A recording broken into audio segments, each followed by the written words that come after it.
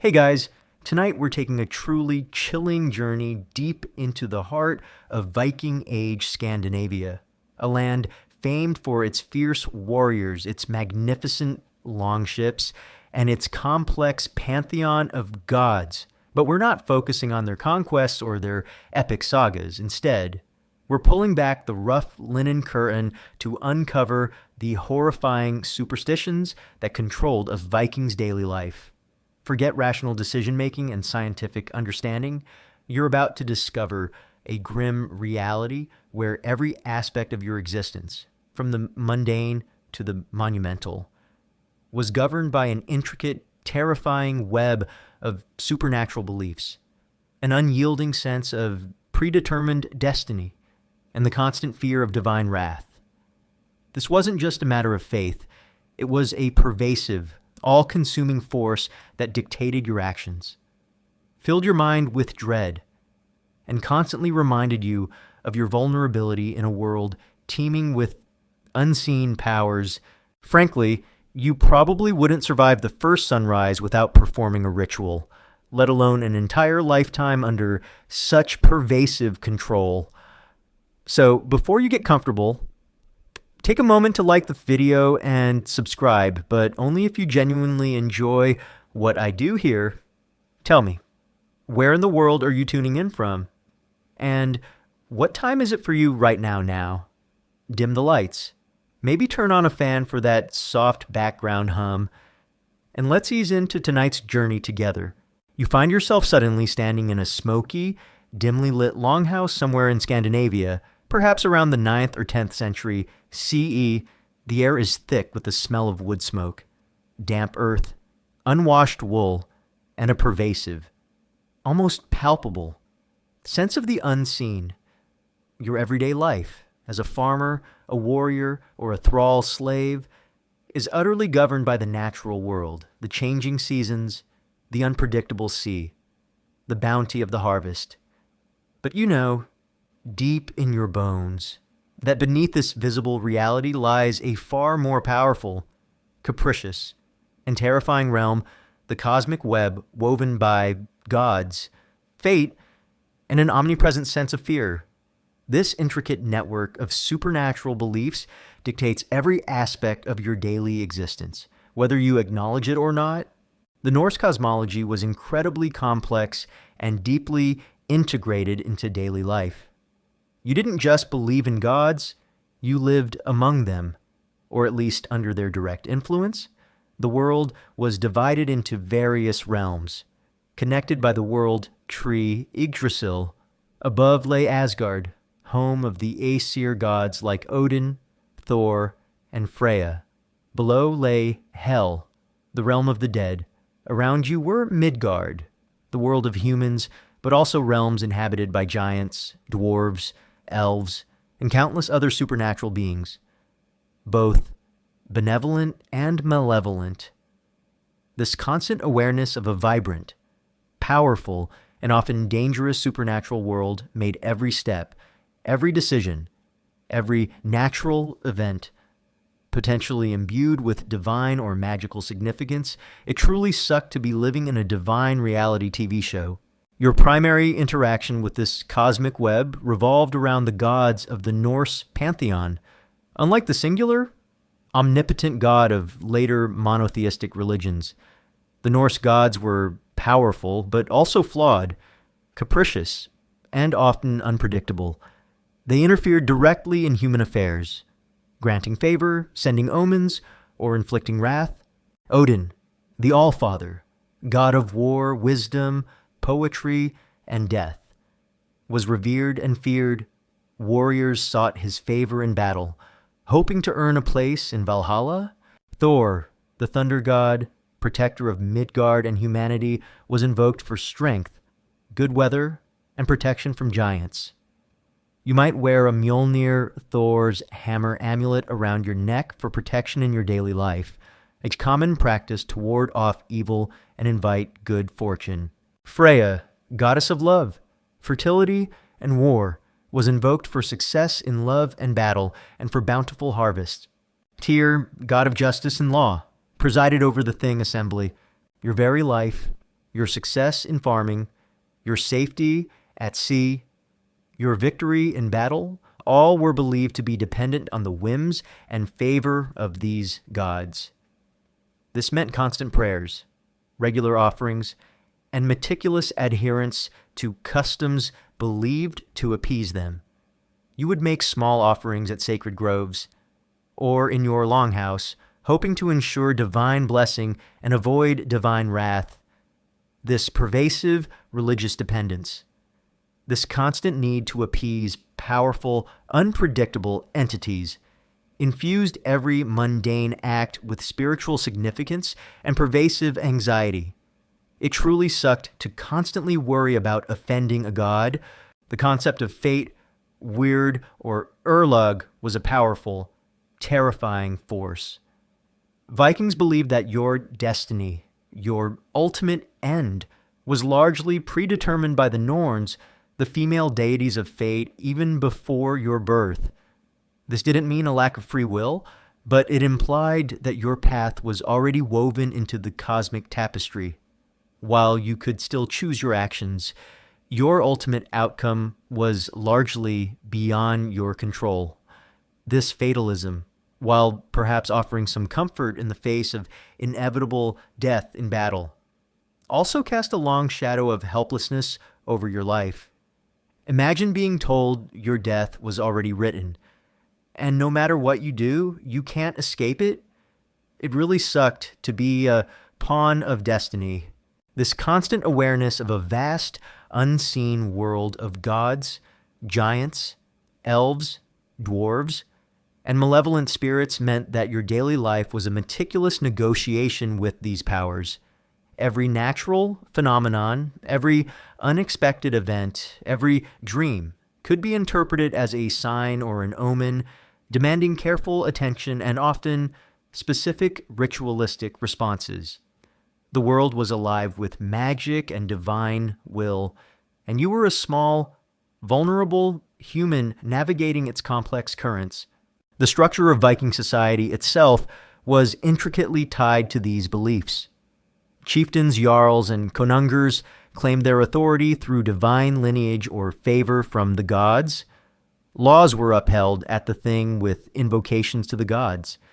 Sacred groves and temples, hofs were central to community life. Your community's success, its ability to thrive, was directly linked to its piety and its adherence to the sacred customs that maintained harmony with the cosmic order. This meant that religious belief was not just personal. It was a fundamental social and political force that dictated collective behavior and individual adherence. One common misconception is that all Viking Age people had the same, unified set of religious beliefs and superstitions. In reality, while a broad pantheon and shared mythological framework existed, local variations, regional cults, and differing interpretations of omens and rituals were common. Furthermore, the advent of Christianity towards the end of the Viking Age introduced another layer of spiritual conflict and evolving belief systems, with many individuals and communities initially practicing a blend of Old Norse paganism and the new Christian faith. This syncretism and diversity reflect a dynamic, rather than static, religious landscape. Historians still meticulously study Old Norse sagas, Eddic poetry, runic inscriptions, archaeological findings of amulets and cult sites graves with Thor's hammers or Valkyrie figurines, and later Christian missionary accounts to understand the precise nature, regional variations, and evolving complexities of Viking Age religious beliefs and superstitions.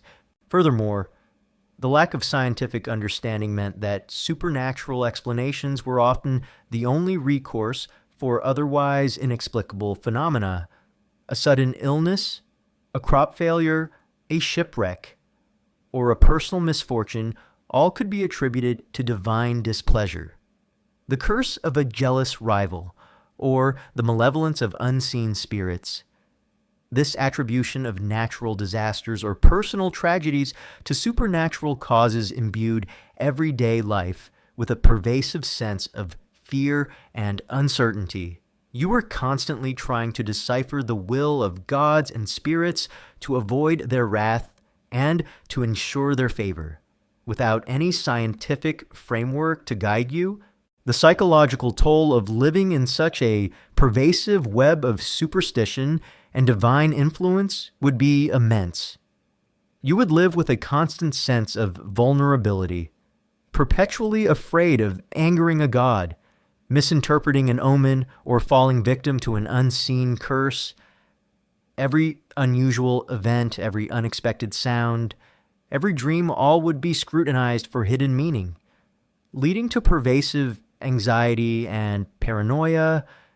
Your actions, your thoughts, your very peace of mind would be dictated by the relentless demands of a supernatural world that was both omnipresent and terrifyingly capricious. Your existence was a constant negotiation with the unseen, the very harshness of the environment, cold climate, unpredictable seas, and the violence of Viking Age life rating. Warfare further reinforced these superstitions. When life was so precarious, when survival was a daily struggle against overwhelming odds, people sought any means to understand and control their world. Belief in powerful gods, in immutable fate, and in the efficacy of magic provided a framework for coping with chaos, even if that framework was built on fear and demanded constant appeasement. So, your daily life in the Viking Age was inextricably linked to a cosmic web woven by gods, fate, and an omnipresent sense of fear.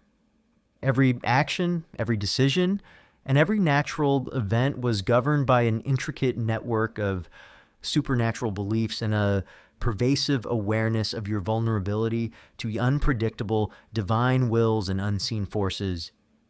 This profound integration of religion and superstition into every aspect of your existence was the first, and perhaps most foundational, aspect of the horrifying superstitions that controlled a Viking's daily life.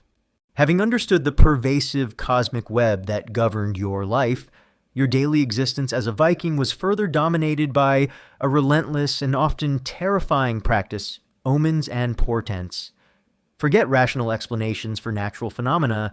Every unusual event, every unexpected occurrence, and every subtle sign from the natural world was believed to be a direct message from the gods, often foretelling doom, making your daily life profoundly horrifying. Imagine your constant vigilance from the moment you woke up in your longhouse until you finally fell into an exhausted sleep.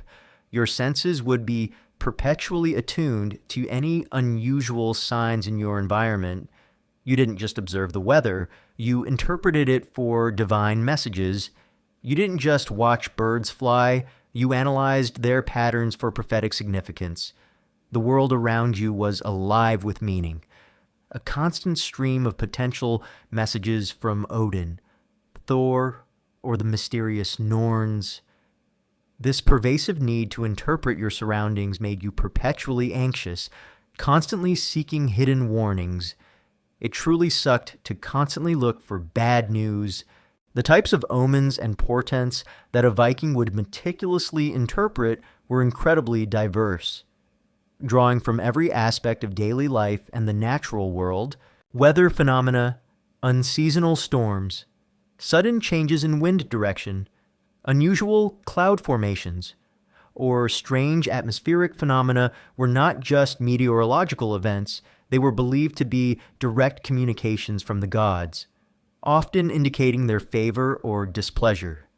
A sudden, fierce blizzard could be seen as Odin's wrath, portending disaster for a coming raid. A calm, unusually clear day before a long voyage might be interpreted as a blessing from Njörður, god of the sea. Imagine constantly scanning the sky, your mind racing to interpret every cloud, every shift in the breeze, knowing it might reveal your fate.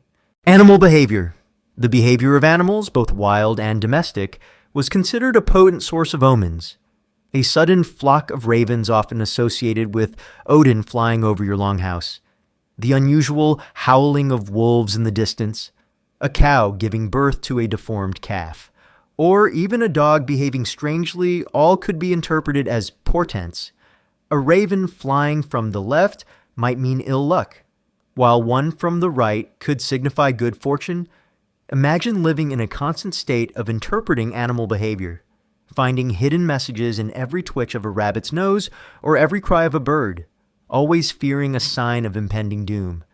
It really sucked to have animals be your personal fortune tellers. Dreams and visions. Dreams were considered direct communications from the gods, ancestors, or spirits, often foretelling future events or warning of dangers.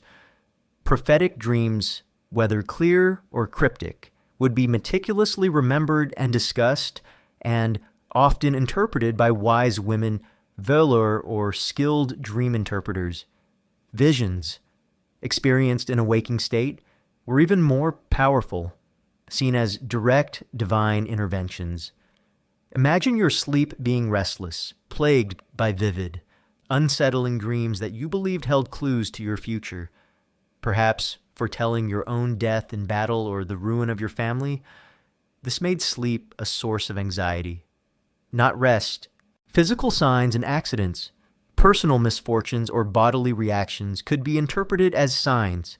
A sudden nosebleed, an unexpected stumble, a ringing in your ears, or a minor cut that festered, all could be seen as omens of ill health, bad luck, or future danger.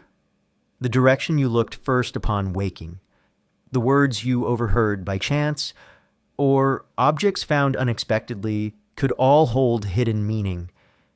This pervasive belief meant that almost no event was truly random. Everything was potentially a message, a warning, or a prophecy, demanding constant interpretation. Cries and sounds, the sounds of nature or unexpected cries from animals or even humans could be interpreted. The shriek of an owl, the braying of a donkey at an unusual time, or the distant cries of a battle could all hold ominous significance. Your ears would be perpetually straining to catch these subtle sounds, deciphering their hidden messages, contributing to a heightened state of anxiety.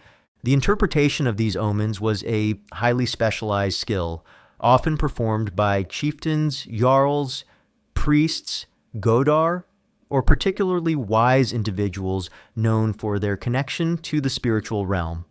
However, every Viking was expected to be aware of such signs and to make their own interpretations, often leading to pervasive anxiety.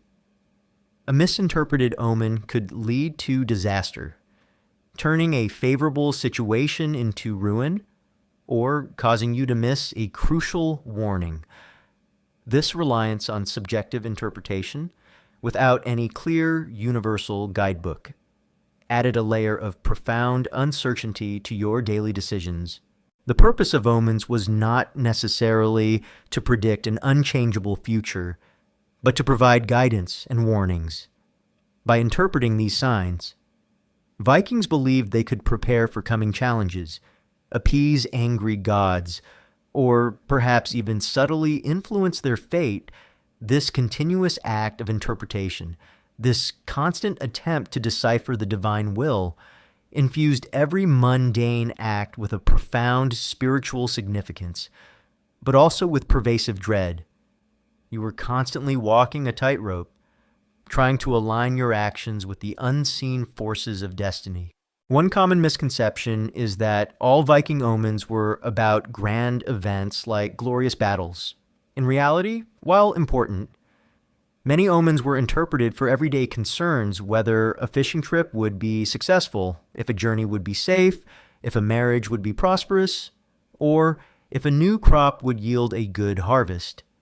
This integration of prophecy into the mundane aspects of daily life highlights how pervasive and all-encompassing these superstitions truly were, dictating small decisions as much as major ones.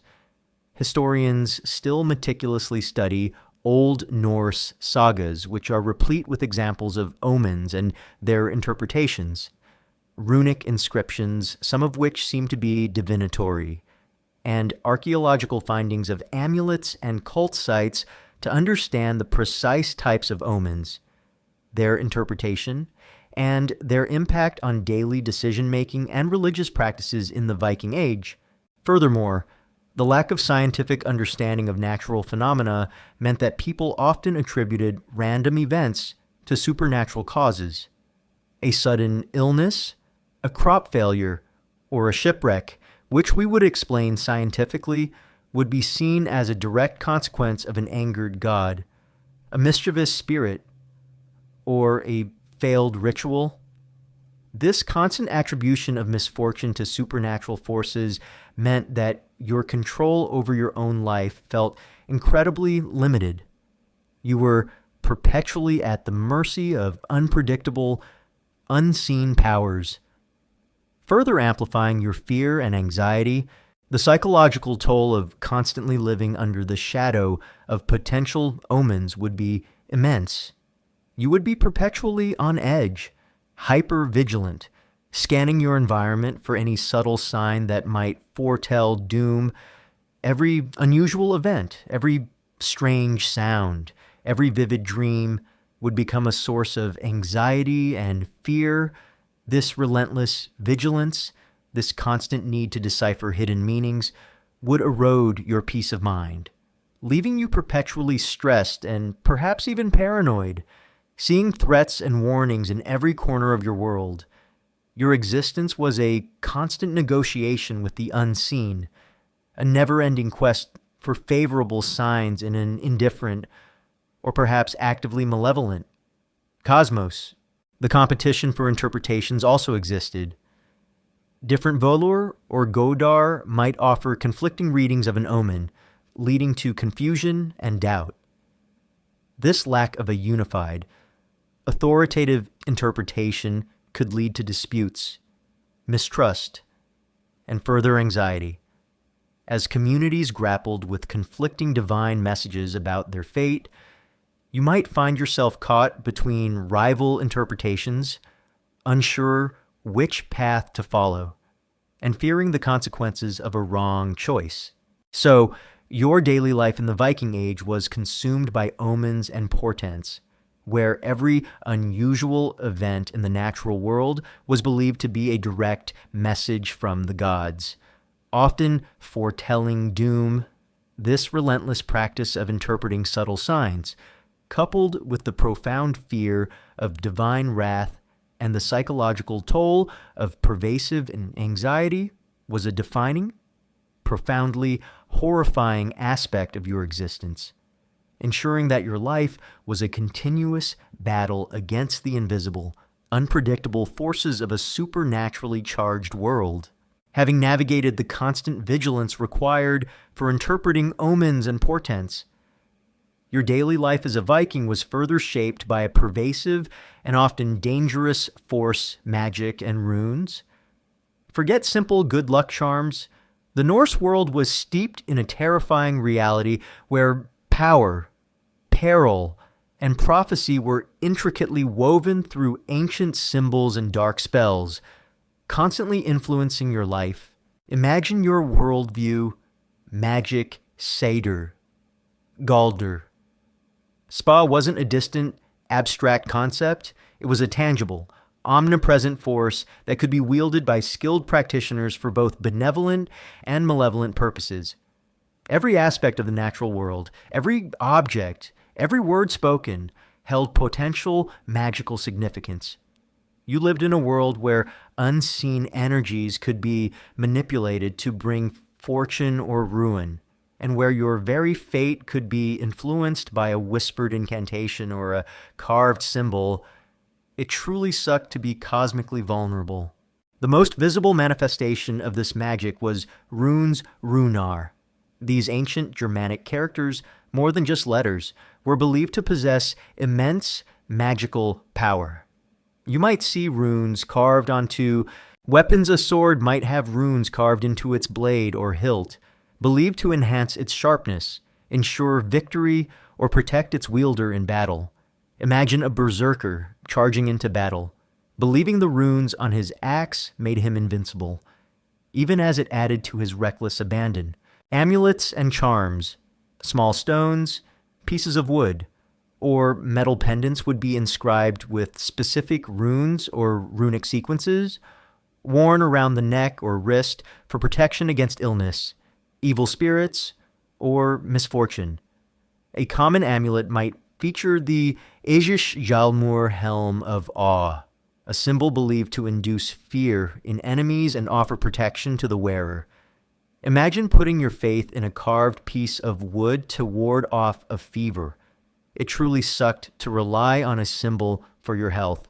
Longship's runes might be carved into the prow or hull of a longship, intended to ensure a safe voyage, to protect against storms, or to bring favorable winds for raids.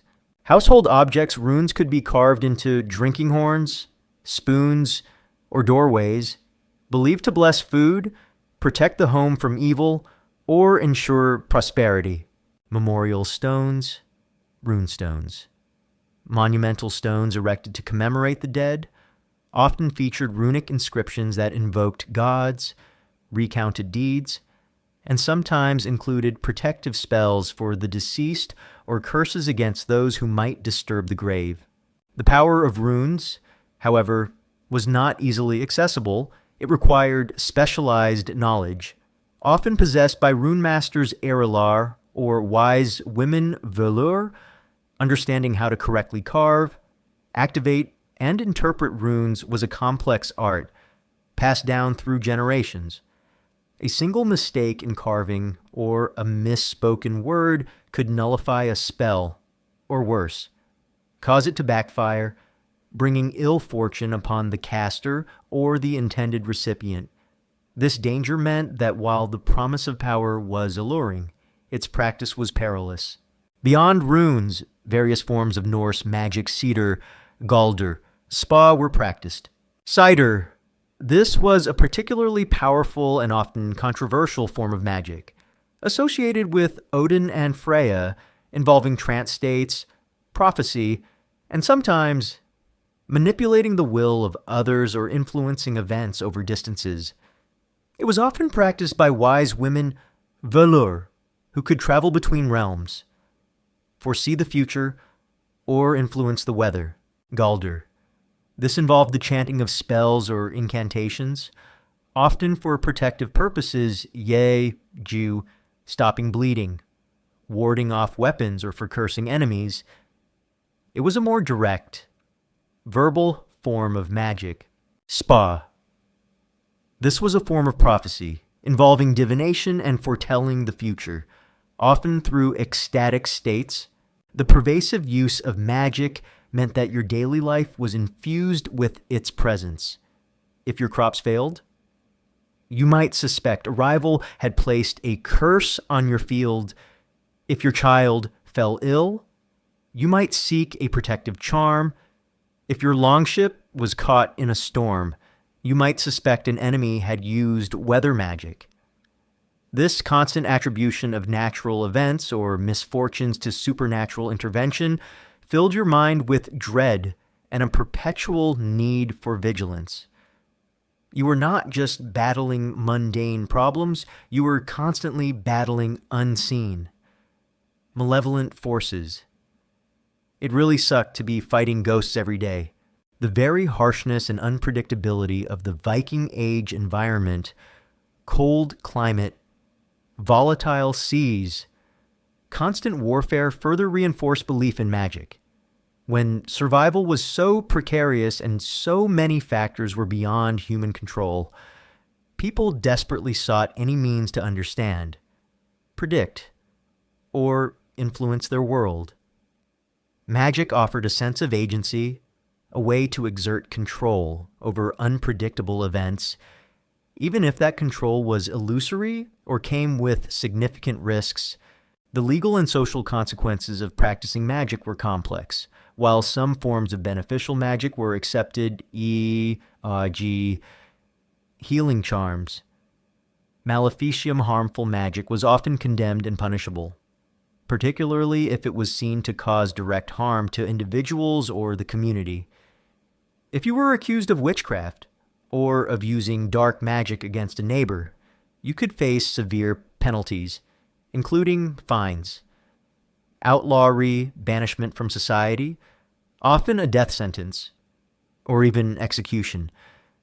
This meant that while you might employ magic for your own protection or vengeance, you had to be incredibly discreet, fearing exposure and the wrath of your community. One common misconception is that all Viking magic was dark and evil in reality.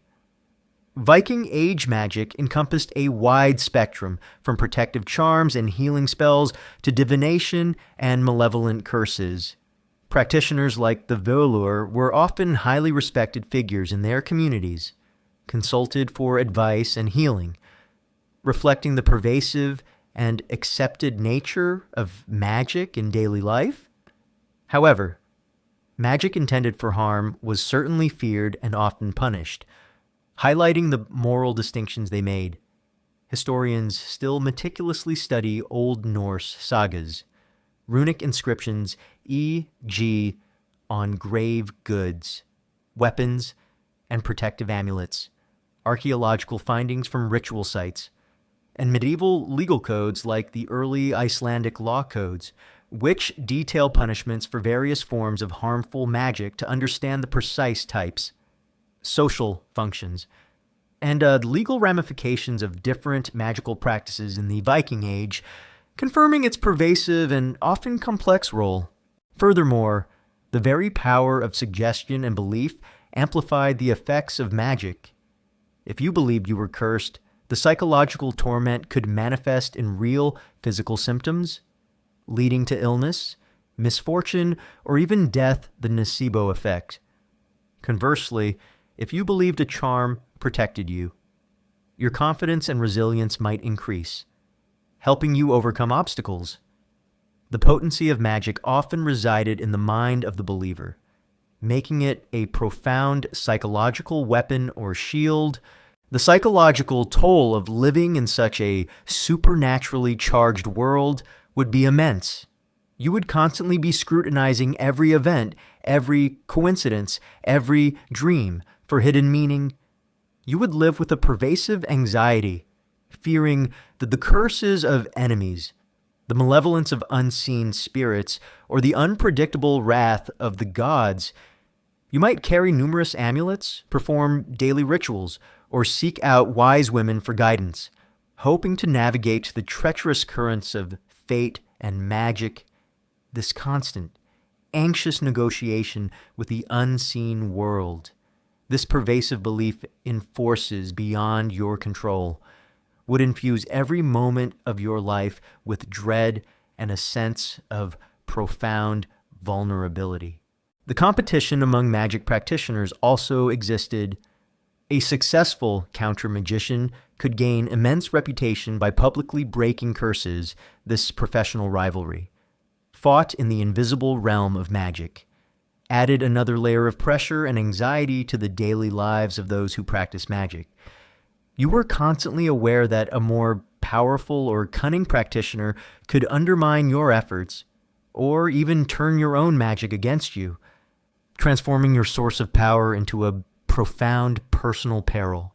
So, your daily life in the Viking Age was consumed by magic and runes, a terrifying reality where power, peril, and prophecy were intricately woven through ancient symbols and dark spells. This pervasive, active belief in supernatural forces, from protective charms to malevolent curses, dictated your actions, shaped your fears, and filled your mind with constant vigilance. This profound integration of magic into every aspect of your existence was a defining, profoundly horrifying aspect of your life, ensuring that you were perpetually engaged in a silent battle with the unseen forces of a supernaturally charged world, even as your life was perpetually permeated by the pervasive magic of runes and the looming threat of unseen spirits. Your deepest anxieties as a Viking were rooted in an even more terrifying, unyielding force fate. Forget free will, your destiny, your ultimate end, was believed to be predetermined by powerful cosmic entities, making your daily life profoundly horrifying. Imagine your worldview in the Norse cosmos. Your life was not a blank slate to be written by your choices. Instead, your path was believed to be intricately woven by the Norns Nornir, three powerful female deities who resided at the roots of Yggdrasil, the world tree. Their names, Urdur, fate, past, Verdandi, becoming present, and Skuld, debt, future, reflected their control over time itself. They spun the threads of destiny for every being in the 9 worlds, from gods to humans, dictating your birth, your life's major events, and your eventual death. Your entire existence was a pre-scripted drama, and you were merely an actor playing a predetermined role. It truly sucked to have your entire life be a cosmic script you couldn't read. This belief in predetermined destiny, Urlug, or Weird, was a powerful, terrifying force that permeated every aspect of Viking life. It didn't mean Vikings were entirely passive. They believed one still had to act bravely and honorably within the confines of their fate to fulfill their Urlug, but it implied that your ultimate outcome, whether you would live a long life or die young in battle, whether you would achieve fame or fall into obscurity, whether you would win glory or suffer ignominy, was largely beyond your control. This fatalism, while perhaps offering some comfort in the face of inevitable death in battle, as a warrior's death was glorious if fated, also cast a long shadow of helplessness over your daily decisions and aspirations. The Valkyries, Valkyrjor, handmaidens of Odin, were another terrifying manifestation of fate. These fierce, beautiful female figures would ride over battlefields, choosing which warriors would die gloriously and be brought to Valhalla to feast with Odin, and which would fall and be sent to other afterlives like Folkvanger or Hell. Their presence on the battlefield meant that even in the heat of combat, your life or death was ultimately dictated by their divine selection. Imagine fighting with all your might, knowing that your ultimate fate rested on the choice of unseen, supernatural beings. It truly sucked to have battle outcome decided by celestial cheerleaders. The psychological impact of living under such an unyielding sense of predetermined destiny would be immense. You would constantly grapple with the idea that your greatest efforts, your most desperate prayers, your most ambitious dreams might ultimately be futile if fate had woven a different thread for you. This could lead to a pervasive sense of anxiety, knowing that misfortune or death could strike at any moment, regardless of your precautions. It could also lead to a chilling indifference to danger, a reckless abandon born of the belief that if it was your time, it was your time, and there was nothing you could do to stop it. This fatalism, while promoting courage, often came at the cost of genuine emotional engagement with your future. Dreams and prophetic visions were sometimes interpreted as glimpses into this predetermined fate, a vivid dream of a future event, or an encounter with a vulva wise woman who foretold your destiny, would be taken with utmost seriousness. Such prophecies, even if grim, were seen as undeniable glimpses into the cosmic tapestry, further solidifying the belief in an unyielding fate. Imagine having a terrifying dream of your own death, and then living every day with the chilling certainty that it would one day come to pass precisely as you dreamed it. It really sucked to see your own death in a dream. The concept of honor, Heider, in Viking society was inextricably linked to fate. While your ultimate destiny might be set, you were still expected to act bravely, honorably, and decisively. Your choices within the confines of your fate determined how you faced your predetermined end, whether with courage and glory or with cowardice and shame. A good death in battle, Dying bravely with a weapon in hand was a way to embrace your fate and ensure a glorious afterlife like Valhalla, demonstrating acceptance of Urlug. This placed immense pressure on warriors to uphold their honor, even when their death was foretold. One common misconception is that all Norse people believed in a completely rigid, unchangeable fate where individual actions had no meaning. In reality, the concept of Urlug was more nuanced, while ultimate destiny might be set. Vikings believed there was still some room for individual agency, for making choices that could influence how fate unfolded, or how one's honor was perceived within that fate. The sagas, while full of foretelling, also emphasize the importance of bravery, cunning, and perseverance. This created a tension between predestination and individual will, a philosophical dilemma that permeated their worldview. Historians still meticulously study Old Norse sagas, which are replete with discussions of fate and free will, Eddic poetry, and runic inscriptions to understand the precise theological and philosophical nuances of Urlug and Weird, often finding a dynamic interplay where individual actions within a fated framework still held immense significance for honor and reputation. Furthermore, the very act of living in a harsh and unpredictable environment, as discussed in previous chapters, with volatile seas, sudden storms, crop failures, and constant warfare, reinforced the belief in fate, when so much was beyond human control, attributing events to a larger, predetermined cosmic plan could provide a framework for understanding chaos and coping with unpredictable misfortunes. This fatalistic worldview, while seemingly disempowering, could also offer a form of grim comfort in the face of overwhelming adversity, making the uncontrollables feel part of a grander design. The psychological toll of constantly living under the shadow of predetermined fate would be immense.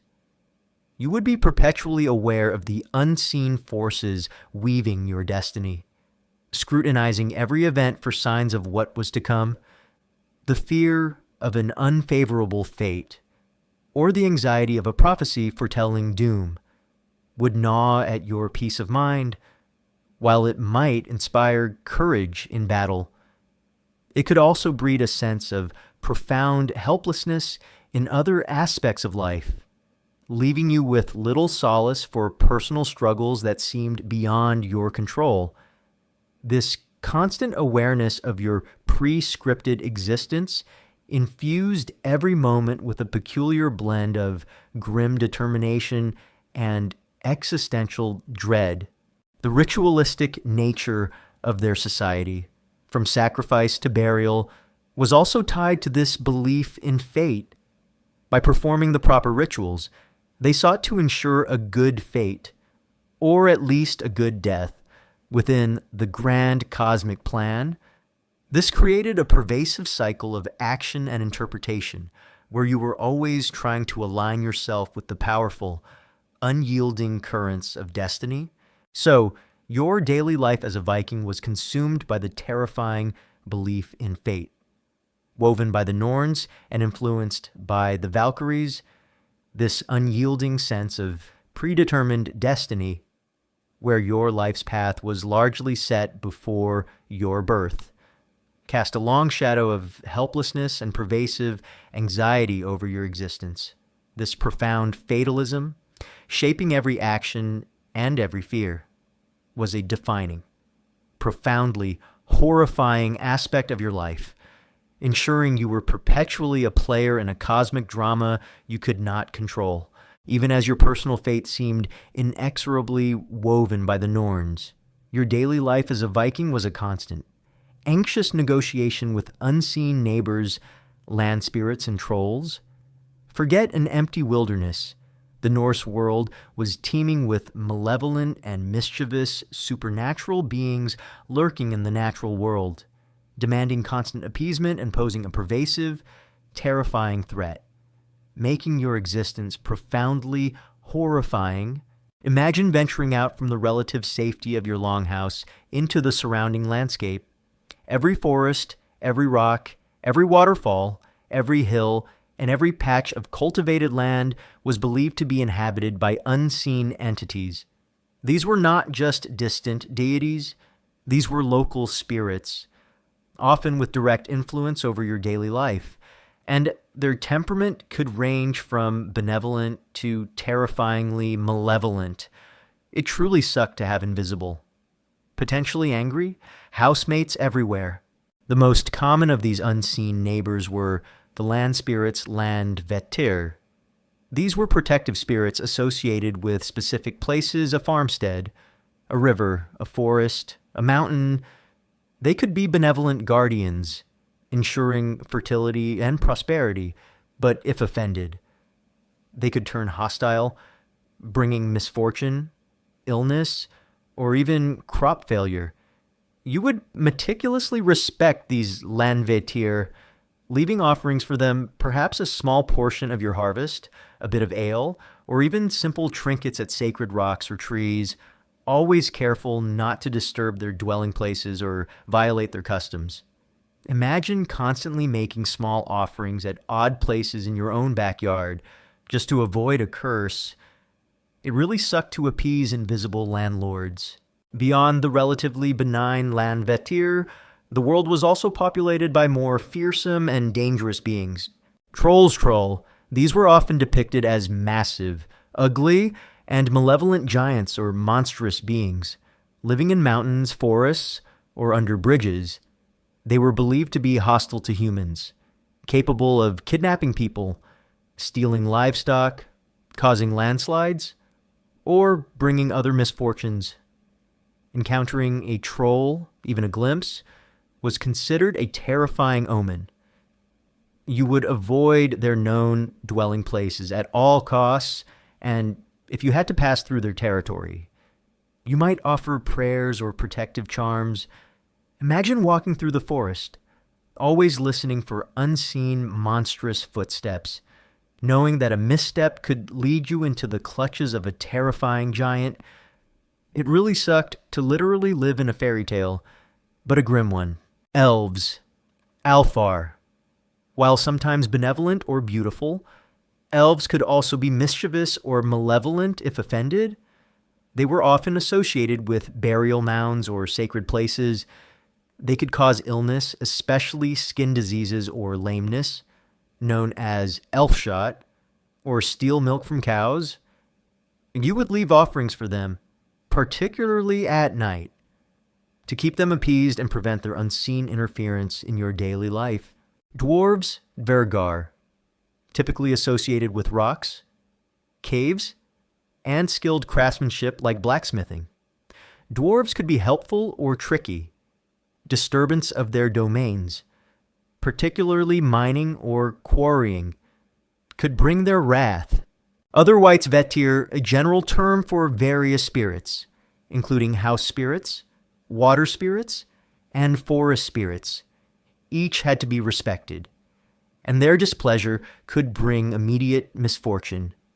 A house spirit, for example, could be a benevolent guardian of your longhouse, but if offended, it could cause chaos, spoiled food, or illness within your home. The pervasive belief in these unseen neighbors meant that your daily life was a constant exercise in caution and ritual, every major undertaking. From building a new longhouse to launching a longship, from clearing a new field to embarking on a journey, would be preceded by rituals designed to appease or ward off malevolent spirits. You would carefully choose locations for your farm, avoiding places believed to be inhabited by hostile trolls or spirits. You would bury protective amulets like Thor's hammers or runic charms under your threshold or in your fields. Your daily actions were subtly, yet profoundly, influenced by the need to navigate this complex supernatural landscape. It really sucked to have to constantly babysit invisible entities. The fear of offending these spirits was immense, A slight oversight, a forgotten offering, or an accidental trespass could lead to devastating consequences: crop failure, livestock dying mysteriously, illness sweeping through your family, or accidents befalling your longship, since the scientific understanding of disease or natural disaster was non-existent. Any misfortune could be attributed to the wrath of an unseen spirit, amplifying your fear and leading to desperate attempts to appease them. The darkness of winter and the desolate landscape often intensified these fears.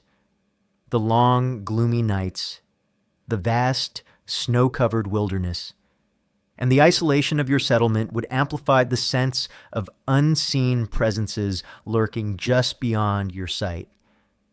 The sounds of the wind howling through the trees, the creak of ice, or the distant cries of animals could easily be interpreted as the whispers or movements of trolls and spirits, filling your mind with dread and prompting new acts of appeasement. One common misconception is that all Norse people believed in a unified, literal pantheon of gods and spirits that were always distinct from each other.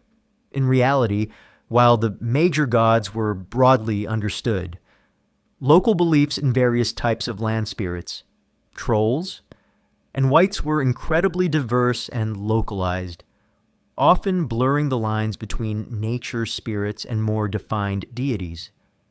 The precise nature and characteristics of these unseen neighbors varied significantly from region to region and often blended with folk practices. This decentralized belief system meant that you were constantly navigating a complex and often inconsistent spiritual landscape. Historians still meticulously study Old Norse sagas, which are rich with descriptions of encounters with Vetir and trolls. Archaeological findings of cult sites, agajo, small altars, offering pits, and later folkloric records which preserve older beliefs to understand the precise types, regional variations, and cultural significance of these unseen beings and their influence on daily Viking life, confirming their pervasive role. Furthermore, the very act of colonization and settlement in new lands like Iceland or Greenland, as explored in a previous episode, would heighten the awareness of land spirits, settlers, moving into previously uninhabited or sparsely populated areas would often perform rituals to appease the existing landvetter to ensure their favor for the new farmstead, or to avoid their wrath. This deliberate interaction with the local supernatural environment underscores the pervasive belief in these unseen powers and the need to actively engage with them to secure prosperity and safety. The psychological toll of constantly living in such a supernaturally charged world would be immense. You would be perpetually on edge, constantly performing small rituals, offering silent prayers, and analyzing every natural event for hidden meaning. The fear of offending a spirit, of being cursed by an unseen entity, or of falling victim to a mischievous troll would gnaw at your peace of mind. This relentless negotiation with the unseen, this constant awareness of powerful forces beyond your control, would infuse every moment of your life with dread and a sense of profound vulnerability. Your existence was a perpetual dance with the invisible, a never-ending quest for appeasement in an indifferent or actively malevolent cosmos. The competition among community members to secure favorable relations with spirits also existed. A prosperous farmer might attribute his good harvest to successful appeasement of his landvetter, while a less fortunate one might suspect his neighbor's magic or his own failure to properly honor the local spirits. This subtle social dynamic added another layer of anxiety to your spiritual life, as your misfortunes could be interpreted as a sign of divine displeasure or spiritual failing. So, your daily life in the Viking Age was defined by a constant, anxious negotiation with unseen neighbors land spirits, and terrifying trolls, these supernatural beings, believed to inhabit every corner of the natural world, demanded constant appeasement, and posed a pervasive, terrifying threat of misfortune or malevolence. This intricate system of fear and ritual, dictating your every action and filling your mind with dread, was a defining, profoundly horrifying aspect of your life, ensuring you were perpetually battling the unseen forces of a supernaturally charged world, even as you diligently appeased land spirits and feared the lurking trolls. Your Viking life was punctuated by moments of intense, visceral dread blood rituals. Forget gentle prayers. The sacrifices, both animal and chillingly, sometimes human, were essential for appeasing the gods and ensuring prosperity, making these sacred acts profoundly horrifying. Imagine the communal ritual, a central event in your Viking settlement. This wasn't a private, personal prayer, it was a public, often gruesome, ceremony known as a blot, performed to honor and appease the Aesir gods like Odin, Thor, Freya, or the Vanir gods associated with fertility, like Freya, Njörður, and to secure their favor for a good harvest, a successful raid, or the general well-being of the community. Your participation, or at least your presence, was expected and mandatory, a fundamental aspect of your religious and social life. It truly sucked to have your worship involve blood. The centerpiece of many blot rituals was animal sacrifice. Imagine the scene: a designated sacred space, perhaps a Hof temple, a sacred grove, or an outdoor altar marked by stones. Priests, godar, or chieftains, jarls, would preside over the ceremony. Animals, often horses, pigs, cattle, or fowl, depending on the occasion and the god being honored, would be led to the altar. Their throats would be slit, often swiftly, and their blood collected in bowls hlautbolar. This wasn't merely a symbolic act. It was a visceral outpouring of life, a direct offering to the gods. Imagine the sounds, the guttural cries of the animals, the sudden gush of blood, the rhythmic chanting of the priests. The air would be thick with the smell of fresh blood, animal fear, and the smoke of burning offerings. It truly sucked to see animals butchered in ritual. The blood itself was a powerful, sacred element. It would be sprinkled on the altars, on the images of the gods, on the participants themselves, and sometimes on the walls of the Hof or longhouse. This act of sprinkling blood, hlaut einar, or sacrificial twigs used to sprinkle, was believed to transfer the animal's life force and the god's favor to the worshippers, purifying them and securing blessings. Imagine having animal blood sprinkled onto your face or clothes, a chilling sensation that merged the sacred with the viscerally unsettling. After the sacrifice, the animal's meat would often be cooked in cauldrons as part of a communal feast or sumbel. This emphasized the idea of sharing a meal with the gods, partaking in the divine energy of the sacrificed animal.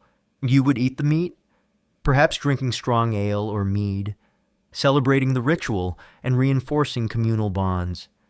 But every bite would carry the subtle, underlying knowledge of the brutal sacrifice that preceded it. However, the most chilling aspect of Viking blood rituals, though historically debated in its prevalence, was the potential for human sacrifice, while less common and often more ambiguously documented than animal sacrifice. Accounts from sagas, archaeological findings, and foreign observers like Adam of Bremen, who described a pagan temple at Uppsala in Sweden, hint at instances of human sacrifice, particularly for very high-status burials, as explored in a previous episode about Viking funerals, with the thrall girls' sacrifice or in desperate times, or as offerings to specific deities. Imagine the profound terror of such an event.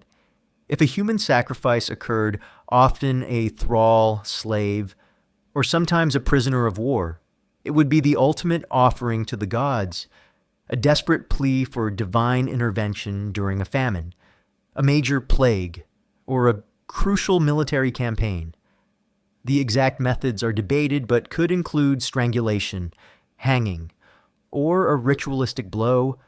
The sheer horror of taking a human life, even in a ritualistic context, for the sake of divine appeasement, would be an unimaginable psychological burden for those involved, and a terrifying spectacle for those who witnessed it. It truly sucked to witness human sacrifice. The purpose of sacrifice was deeply rooted in Norse cosmology. Appeasement, to appease angry gods who might have sent misfortune, famine, plague, defeat. Bargaining, to bargain with the gods for future prosperity, good harvests, successful raids, or victory in battle. Reinforcing social order. Public sacrifices reinforce the power of chieftains and priests as intermediaries with the divine, solidifying their authority within the community. Maintaining cosmic balance sacrifices were believed to help maintain the delicate balance of the cosmos, ensuring the continued favor of the gods for Midgard. The intensity of the Viking Age environment, harsh climate, unpredictable seas, constant warfare, widespread disease would amplify the perceived need for these blood rituals. When so much was beyond human control, people desperately sought to influence their world through direct, tangible offerings to powerful deities. Sacrifice offered a sense of agency, a way to exert control over unpredictable events, even if that control was illusory and came with a grim cost. One common misconception is that human sacrifice was rampant and casual in Viking society, while animal sacrifice was common and integral to their religious practice. Definitive archaeological evidence for widespread, routine human sacrifice in the Viking Age is scarce and often ambiguous. Textual accounts like those from foreign observers or later sagas might be sensationalized or reflect hostile interpretations. However, instances of retainer sacrifice in elite burials, as explored in Chapter 3 of What a Disturbing Viking Funeral for a Chieftain Was Like, and rare instances of possible ritual killing do exist, suggesting it was practiced, but likely reserved for extremely high-stakes situations or specific cults, making it a powerful, terrifying exception rather than a common rule. Historians still meticulously study archaeological findings like bog bodies showing signs of ritual killing, skeletal evidence from cult sites, and grave goods related to sacrifice, alongside Old Norse sagas and poetic Eddas, to understand the precise prevalence, methods, and social contexts of both animal and potential human sacrifice in the Viking Age. Furthermore, the emotional and psychological toll of participating in or witnessing these blood rituals would be immense. The visceral sight of animals being slaughtered, the smell of fresh blood, and the knowledge of potential human sacrifice would be deeply unsettling. This constant confrontation with death and violence, even in a ritualized context, would harden your spirit, making you accustomed to brutality as an integral part of your religious and social life. The line between sacred ritual and outright violence could often feel terrifyingly thin. The collective nature of the blot also meant that participation was often mandatory. You were part of a community, and your presence and involvement were expected.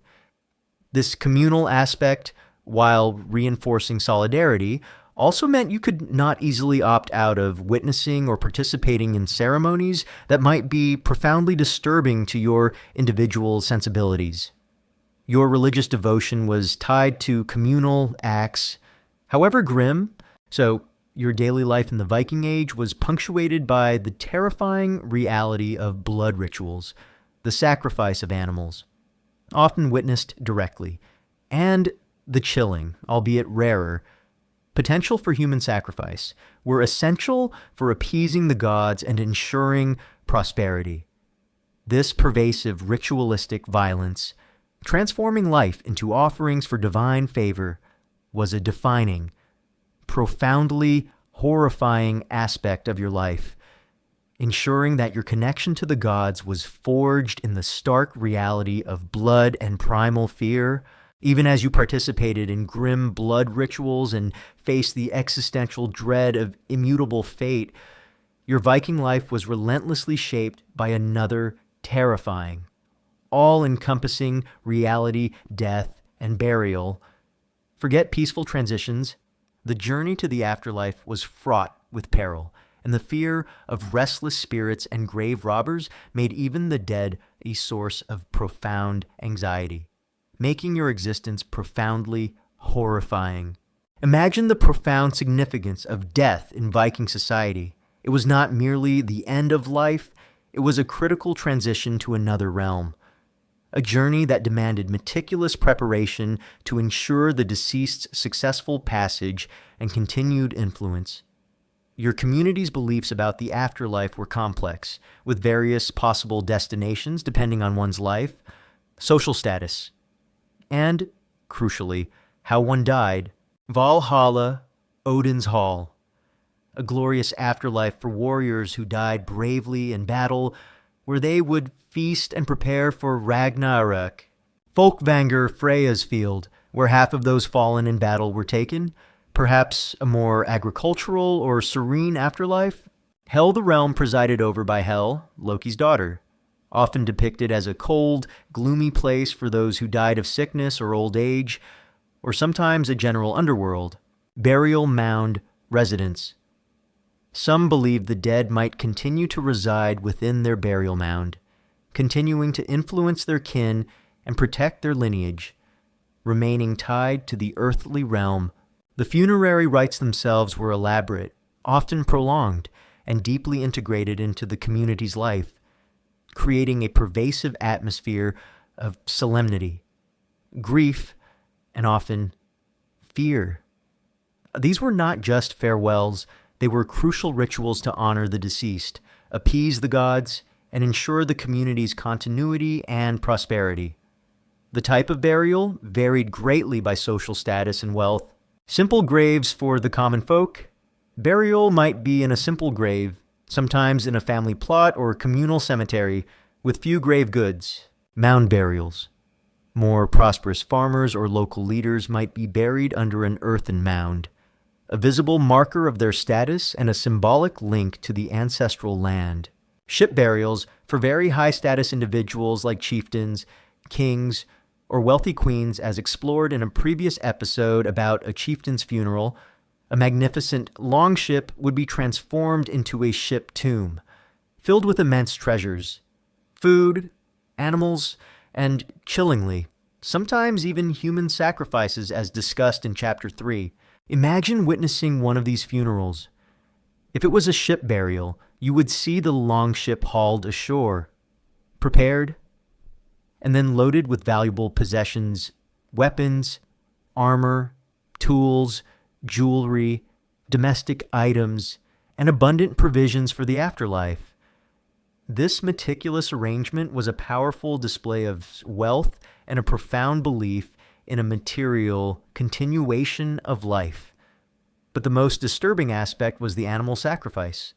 Horses, dogs, oxen, and other animals, often the deceased's most prized companions, would be led onto the ship, their legs often broken to prevent escape, and then brutally killed, their blood staining the planks to accompany their master into eternity. Imagine the terrified cries of the animals, their lives extinguished in a chilling ritual to serve a dead ruler. It truly sucked to be an animal in Viking times. And, for the most powerful, there was the terrifying potential for human sacrifice. As explored in Chapter 3, a chosen thrall slave, often a concubine or personal attendant, would be ritually sacrificed to accompany the chieftain. She would be feasted, indulged, and psychologically prepared, only to be strangled or struck down at the culmination of the ceremony, ensuring her eternal service to the deceased. Imagine the profound dread, the chilling knowledge that your loyalty in life might condemn you to eternal servitude in death. It really sucked to be offered an honor that meant your death. The funeral pyre for cremation burials was another terrifying spectacle. For many Vikings, the body and grave goods would be placed on a large pyre and set ablaze. Imagine the intense heat, the roaring flames consuming flesh, bone, and precious artifacts, sending plumes of thick, acrid smoke into the sky. The sight of a human body being consumed by fire, reduced to ash, was a powerful, visceral reminder of mortality and the transition to the afterlife. Even the process of gathering enough wood for a large pyre was a significant communal effort. It truly sucked to be cremated like a piece of firewood. Even after the burial or cremation, your anxieties would not end. You would grapple with the fear of restless spirits, draugar, or haugbuar, if a person died violently, or if their burial rites were not performed correctly. Their spirit might not find peace, becoming a malevolent ghost that haunted the living, bringing misfortune, illness, or even death to their family and community. You would perform small rituals, leave offerings at the grave, or avoid certain places, desperately hoping to appease these spirits and prevent their unseen interference in your daily life. This added a constant, subtle layer of dread to your interactions with the dead. It really sucked to literally be haunted by your ancestors. Furthermore, the very wealth buried with a chieftain made his tomb a prime target for grave robbers. The immense value of the gold, silver, weapons, and other treasures was an irresistible lure. Burial mounds, once sacred, were constantly at risk of being plundered and desecrated. If your chieftain's tomb was robbed, it was not just a material loss, it was a profound insult to his memory, a violation of his eternal rest, and a potential source of misfortune for his living descendants. This fear of desecration meant that even in death, your powerful leader might not find peace, and his disturbed spirit could bring further trouble upon your community. It really sucked to have your dead boss be robbed. The lack of medical knowledge meant that death itself was often misunderstood. A sudden illness, a stroke, or a heart attack might be attributed to divine displeasure or a curse, adding to the pervasive superstition surrounding mortality. The grieving process, while genuine, was often intertwined with elaborate rituals, sometimes lasting for days, placing a significant burden on the living. One common misconception is that all Viking burials, even ship burials, were primarily about celebrating a warrior's journey to Valhalla, while Valhalla was a glorious destination for some. Viking beliefs about the afterlife were diverse and nuanced. The focus of elaborate burials was often equally on ensuring the deceased's continued well-being and power in any afterlife realm, and on solidifying the social and political status of their living descendants. The comprehensive grave goods, including domestic items and tools, and the animal-human sacrifices, underscore a belief in a material continuation of earthly life and power. Not solely a warrior's paradise, historians still meticulously study archaeological findings from various Viking Age graves, e.g., bone analysis, grave good assemblages, and traces of ritual activity alongside Old Norse sagas and Eddic poetry to understand the full spectrum of Viking beliefs about death, the afterlife, and the intricate purposes of their funerary rites, often revealing a blend of awe, fear, and pragmatism. The psychological toll of constantly living with such elaborate rituals, gruesome sacrifices, and the pervasive fear of restless spirits and grave robbers would be immense. You would be constantly confronted with the harsh reality of death, its demands, and its chilling aftermath. Your life was structured around ensuring a good death, And even then, there was no guarantee of peace.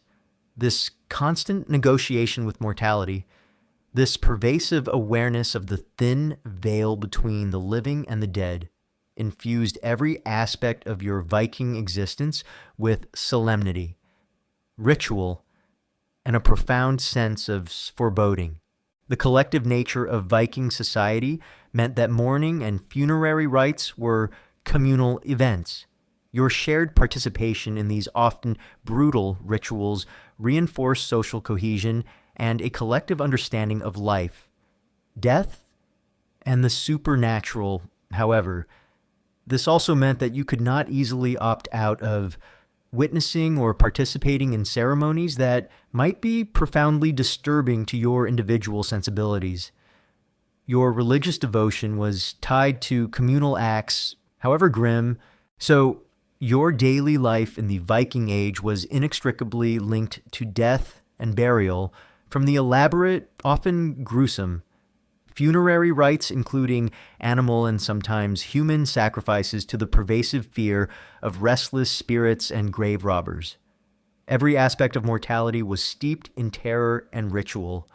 This profound, inescapable confrontation with death and its complex demands was a defining, profoundly horrifying aspect of your life, ensuring that even in the ultimate end, peace was elusive and the supernatural lingered, even as you participated in chilling blood rituals and meticulously prepared for the dead. Your Viking life was perpetually overshadowed by a powerful and deeply unsettling presence, witches and sorcerers. Forget harmless folk magic.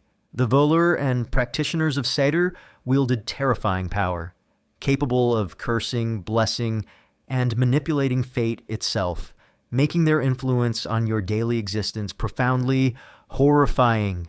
Imagine the pervasive belief in magic that permeated every aspect of Viking society. This wasn't a fringe belief. It was a tangible, active force that could be wielded by skilled individuals you would likely know of, or at least hear whispers about. A local wise woman, Völva or Völur, or a powerful sorcerer, Seidkona for women, Seidmaður for men. These individuals were often revered and feared in equal measure, holding immense power over the community due to their perceived ability to communicate with the gods, foresee the future, and manipulate unseen forces. It truly sucked to be at the mercy of someone else's magic. The powers attributed to these practitioners were vast and often terrifying. Prophecy and divination. Spa the Velour, in particular, were known for their ability to tell fortunes and foresee future events, often entering trance states Seder to gain knowledge from other realms. They could reveal the outcome of a journey, the success of a harvest, or the fate of a warrior in battle. Imagine seeking out a Völva, her eyes distant, her voice chanting, as she foretold a grim future for your family or a terrible fate for your chieftain. This knowledge, however terrifying, was often sought desperately, as it provided a glimpse into the predetermined nature of fate. Cursing Fjölkingi. This was perhaps the most feared aspect of their power. A skilled sorcerer could cast a powerful curse knit upon an enemy, causing illness, misfortune, infertility, or even death. Curses could be subtle, causing a ship to be lost at sea or a warrior to lose his courage in battle. They could involve intricate rituals, whispered incantations, or carved runes imbued with malevolent intent. Imagine the paranoia of suspecting a rival had commissioned a curse against your family, knowing that unseen forces were now working against your prosperity or your health. It truly sucked to be haunted by a curse you couldn't see. Binding magic. Galdur. This involved using spoken spells or chants, often to bind an enemy's will, to make them powerless, or to prevent them from acting. A warrior might be cursed to lose his strength in battle, or a jarl might find his tongue tied in the thing assembly, This form of magic aimed to control actions and outcomes through supernatural compulsion, protection, and blessing. Not all magic was malevolent. Practitioners could also cast protective spells, create amulets like carved runic charms, or perform blessings to ward off evil, ensure good fortune, or heal the sick. You might pay a significant sum for a protective charm for your longship before a raid, hoping it would deflect axes and spears. Shapeshifting and illusions. Some legends attribute the ability to shapeshift or create illusions to powerful sorcerers, allowing them to deceive enemies or evade capture. These more fantastic elements reinforce the mystical and terrifying reputation of magic practitioners.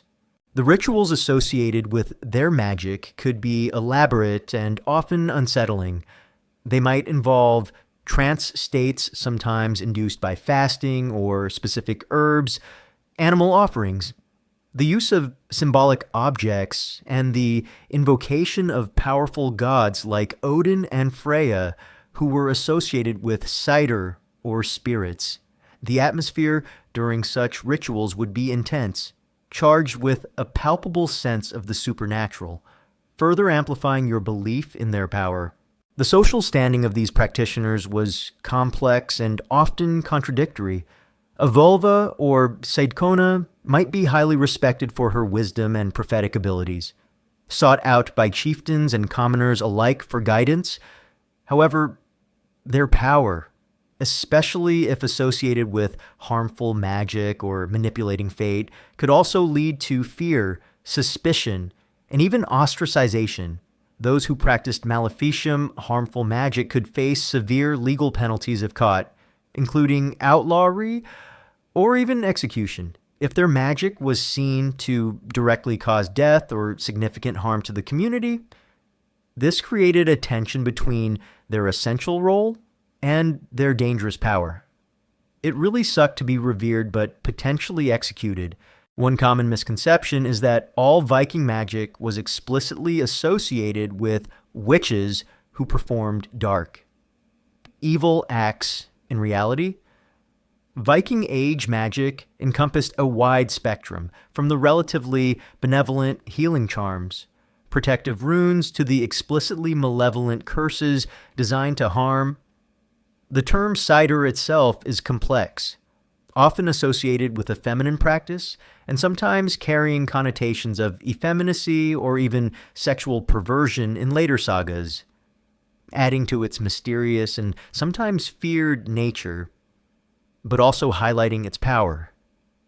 The legal codes, like the early Icelandic law codes, often made distinctions between acceptable and forbidden magical practices, usually condemning those that cause direct harm or undermine social order.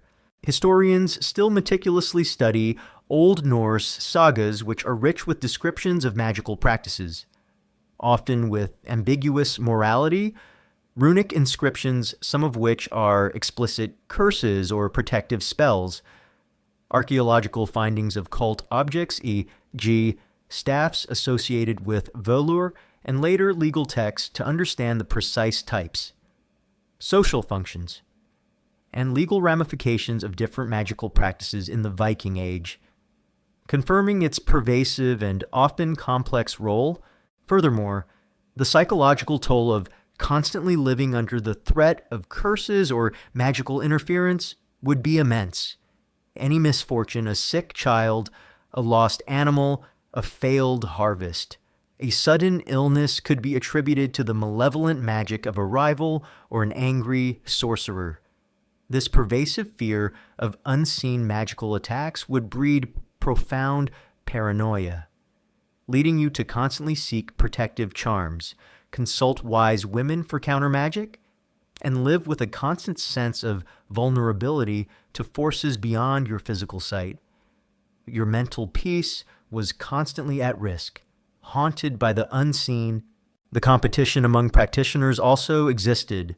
A successful counter-magician could gain immense reputation by publicly breaking curses, indirectly undermining the power of rivals. This professional rivalry fought in the invisible realm of magic, added another layer of pressure and anxiety to the daily lives of those who practiced or believed in magic. You were constantly aware that a more powerful or cunning practitioner could undermine your efforts, or even turn your own magic against you, transforming your source of power into a profound personal peril. The very concept of Norse justice could also be influenced by accusations of magic. If you were accused of using harmful magic against a neighbor, the accusation itself could be devastating. The Thing Assembly might try your case, and the evidence, however circumstantial, could lead to severe penalties. Regardless of whether you actually performed the magic or not, your reputation, your social standing, and your very life were constantly at risk from the pervasive fear and belief in black magic, even if you were innocent of actual practice. So, your daily life in the Viking Age was inextricably linked to the terrifying presence of witches and sorcerers. These practitioners of Folklore and cider wielded immense, terrifying power, capable of casting curses, foretelling doom, and manipulating fate itself. This pervasive belief in dark magic, dictating your actions, shaping your fears, and filling your mind with constant vigilance against unseen forces, was a defining, profoundly horrifying aspect of your life, ensuring you were perpetually engaged in a silent battle with the supernatural world, even as your life was overshadowed by the terrifying presence of witches and sorcerers, and your mind grappled with the pervasive fear of curses. Your adherence to Norse religion demanded a different, yet equally profound, form of vigilance: the fear of blasphemy. Forget minor missteps. Offending the powerful Norse gods could lead to devastating divine wrath, bringing plague, famine, or social ostracization, making your daily existence profoundly horrifying. Imagine the immense pressure you lived under to maintain proper reverence for the gods. In Viking Age society, the gods were not distant, abstract figures. They were powerful, often temperamental, beings who directly influenced every aspect of your life and the well-being of your community, your prosperity, the success of your harvest, the safety of your voyages, and victory in battle all depended on securing their favor and, crucially, avoiding their wrath. Blasphemy, disrespect, or sacrilege was not merely a personal sin. It was an act that could bring catastrophic consequences upon your entire family and settlement. It truly sucked to have your survival depend on divine moods. The consequences of offending the gods were terrifyingly real and often attributed to direct divine punishment. Famine. A common punishment for divine displeasure was a poor harvest, leading to widespread famine as explored in a previous episode. How you would survive a terrible famine in the Middle Ages. If your crops withered, if your livestock mysteriously died, or if the sea yielded no fish. It could be interpreted as the gods withholding their bounty due to some offense committed by an individual or the community. Imagine suffering from gnawing hunger, knowing it was believed to be a direct result of someone's blasphemy. Plague and disease. Widespread illness and devastating epidemics like plague, as discussed in How You Would Survive a Terrible Famine in the Middle Ages, were often seen as direct manifestations of divine wrath. If sickness swept through your longhouse or settlement, it could be believed that the gods were punishing the community for impious acts, leading to desperate rituals to identify the offender and appease the angry deities. It truly sucked to literally get sick from sin. Military defeat. In a warrior society, defeat in battle was not just a tactical failure. It could be interpreted as the gods abandoning your chieftain or your people due to some unatoned offense. Warriors would often perform rituals or offer sacrifices before battle to secure divine favor, and a loss would lead to soul-searching and attempts to identify why the gods had turned against them. Shipwrecks and disasters at sea for a seafaring people. The unpredictable nature of the sea was often attributed to the whims of sea gods like Njörður or Aegir. A sudden storm that capsized a longship or a series of disastrous voyages could be interpreted as divine retribution for some impious act committed by a sailor or the community. Social ostracization. An individual believed to have committed blasphemy, particularly one whose actions seemed to bring misfortune upon the community, could face severe social ostracization. They might be shunned, distrusted, or even banished from the settlement. Seen as a threat to the community's relationship with the gods, their presence could be considered a bad omen, bringing ill luck to all who associated with them. It really sucked to be a social pariah because of your faith. The definition of blasphemy could be broad and sometimes ambiguous. It could include direct disrespect, mocking the gods, defiling a sacred space, a hof or sacred grove, or failing to perform required sacrifices or rituals, breaking taboos, violating specific cultural or religious taboos, even inadvertently, expressing heresy, questioning core religious beliefs, or promoting rival deities, especially with the advent of Christianity, which initially challenged traditional Norse beliefs. Oath breaking. Violating an oath sworn by the gods was a grave offense, believed to invite divine punishment. The pressure to adhere to religious norms was immense. Priests, godar, and chieftains, jarls, who served as intermediaries with the gods, would enforce religious piety and conduct rituals to secure divine favor. Any perceived offense would lead to public scrutiny and potential communal retribution. You would live with constant self-censorship, ensuring your words and actions always showed proper reverence. Even if your internal doubts gnawed at you, it really sucked to walk on eggshells around divine sensibilities. One common misconception is that Viking Age paganism was entirely unstructured and focused solely on individual warriors' beliefs. In reality, Norse religion had an intricate system of rituals, sacred spaces, hofs, groves, and a social hierarchy of religious practitioners, godar, völur. Communal worship and adherence to established rites were crucial for maintaining the community's relationship with the gods and ensuring prosperity. The concept of enid, social shaming or dishonor, often associated with perceived effeminacy or cowardice, could also be invoked through accusations related to religious transgression, leading to profound social and spiritual condemnation. Historians still meticulously study Old Norse sagas, which detail many instances of religious belief and its enforcement. Archaeological findings from cult sites, e.g., temples, altars, ritual sacrifices, and later medieval legal codes which sometimes codified blasphemy as a crime to understand the precise nature of Norse religious practices and the severe social and spiritual consequences of offending the gods. Furthermore, the lack of scientific understanding of natural phenomena meant that people often attributed random disasters to divine wrath.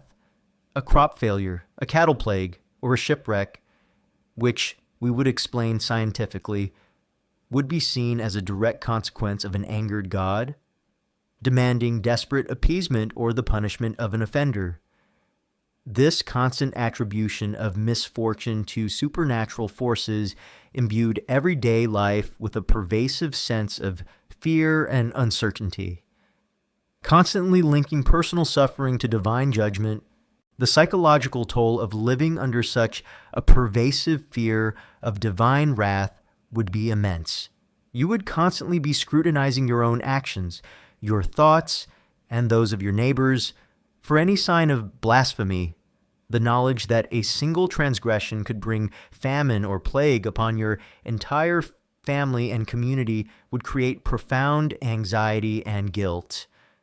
this relentless vigilance, this constant need to appease unpredictable deities, would erode your peace of mind, leaving you in a state of perpetual dread, your entire existence dictated by the unseen forces of a wrathful cosmos. The competition among members of the community to demonstrate piety also existed. A jarl or a chieftain might try to outdo a rival in lavish sacrifices or devotion, hoping to secure greater divine favor for their own land. Conversely, the downfall of a rival might be interpreted as a sign of divine displeasure with their impiety. Further reinforcing the brutal logic of religious belief, this subtle social dynamic added another layer of anxiety to your spiritual life, as your misfortunes could be interpreted as a sign of divine disfavor, leading to social condemnation. So, your daily life in the Viking Age was defined by the pervasive and often terrifying reality of the fear of blasphemy. Offending the powerful Norse gods, even unknowingly, could lead to devastating divine wrath, manifesting as famine, plague, military defeat, or social ostracization. This profound, ever-present spiritual threat, ensuring your prosperity and very survival were tied to the unpredictable moods of the gods, was a defining, profoundly horrifying aspect of your existence, dictating your every action and filling your mind with constant dread. You've endured living under a cosmic web of gods and fear, constantly scrutinizing omens for signs of doom, dabbled with the terrifying power of magic and runes, lived under the chilling shadow of an unbreakable fate, anxiously appeased unseen land spirits and trolls, participated in unsettling blood rituals, prepared for death with elaborate and often gruesome burials, and faced the profound dread of witches and sorcerers.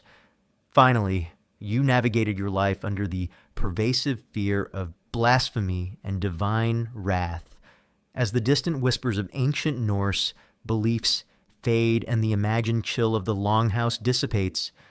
A profound, lingering truth settles upon you.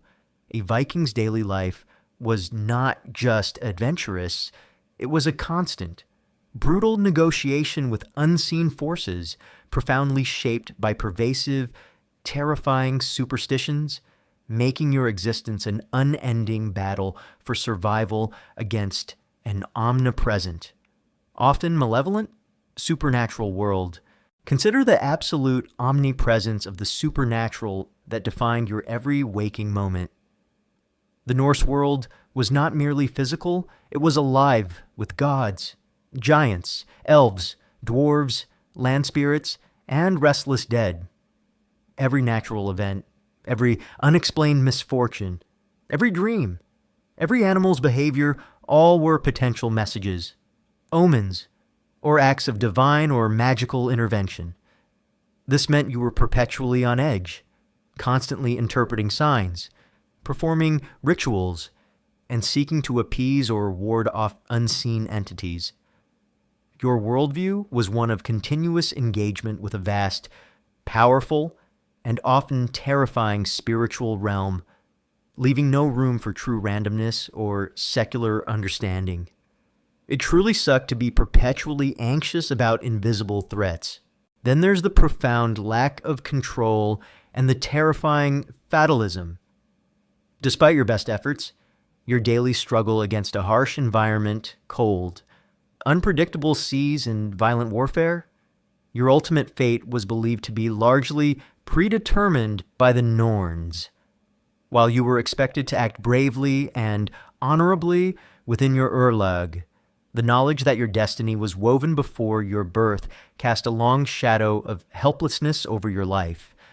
The power of magic, while offering a semblance of control, was itself a dangerous gamble, risking legal punishment or supernatural backlash if misused. This constant awareness of your limited agency, of being a player in a cosmic drama you could not control, bred a pervasive sense of dread and resignation.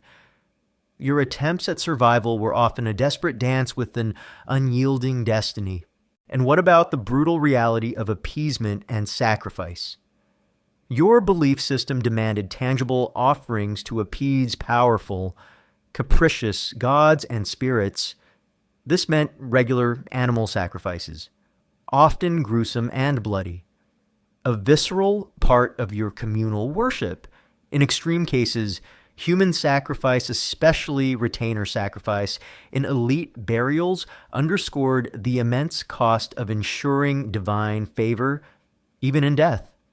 Your journey was complex, fraught with ritual, and shadowed by the fear of restless spirits and grave robbers.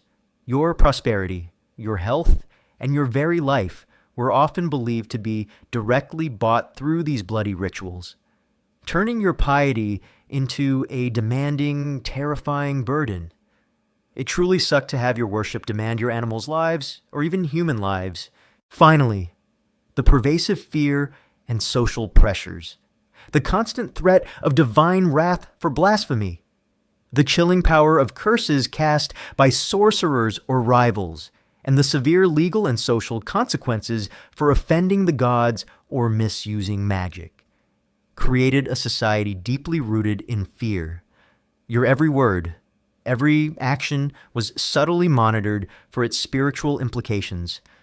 You lived under the constant anxiety of offending unseen powers or being targeted by malicious magic. This pervasive atmosphere of fear, suspicion, and conformity to religious norms shaped your social interactions and psychological well-being, turning life itself into a constant negotiation with unseen threats. Your beliefs were your strength, but also your chains. The overall impact of these pervasive superstitions was a society that, despite its incredible resilience and adventurous spirit, was also deeply conservative and anxious. Innovation was often viewed with suspicion if it challenged established traditions or risked offending the gods. The emphasis on communal ritual and strict adherence to custom, while fostering social cohesion, also stifled individual freedom and inquiry into the natural world through a scientific lens. The world was explained through divine will and magical influence, leaving little room for secular understanding or independent exploration of universal laws. One particularly poignant and often overlooked detail is the Viking Age sagas' portrayal of magic and fate. While often romanticized as tales of heroic warriors, the sagas themselves are replete with examples of individuals struggling against powerful curses, trying to decipher cryptic prophecies, or falling victim to malevolent magic. The heroes often succeed not by defying fate, but by courageously fulfilling it, or by finding subtle ways to navigate its predetermined paths. This literary reflection underscores the deep belief in magic and fate as real, tangible forces, not mere folklore, the tragic tales, where even heroes cannot escape their destiny, highlight the profound sense of inevitability that permeated Viking worldview. Historians still meticulously study these sagas i Jaggi, Njal's saga, Egil's saga, Gisli's saga for their ethnographic value, analyzing how they reflect actual Viking beliefs about fate, magic, and their impact on daily life and moral choices. Ultimately, your life as a Viking was defined by the horrifying superstitions that controlled a Viking's daily life. It was a pervasive, all-consuming reality where gods, spirits, and fate dictated every aspect of your existence. This constant negotiation with unseen forces, from interpreting omens and performing blood rituals to fearing curses and appeasing land spirits, transformed your life into a continuous, brutal battle for survival against an omnipresent, often malevolent, supernatural world. Your profound belief system, while giving meaning, came at the cost of immense anxiety, constant vigilance, and a chilling sense of vulnerability. As you now drift into a deep comforting sleep. Let the distant whispers of ancient Norse gods and the imagined presence of unseen spirits finally subside. You are safe, in your own time, far removed from the brutal realities of ancient superstition. May your dreams be peaceful, filled with the quiet certainty of a world explained by reason, the profound comfort of personal autonomy, and the freedom to choose your own destiny. A stark contrast to the horrifying truth we've explored tonight. And now, good night and have sweet dreams.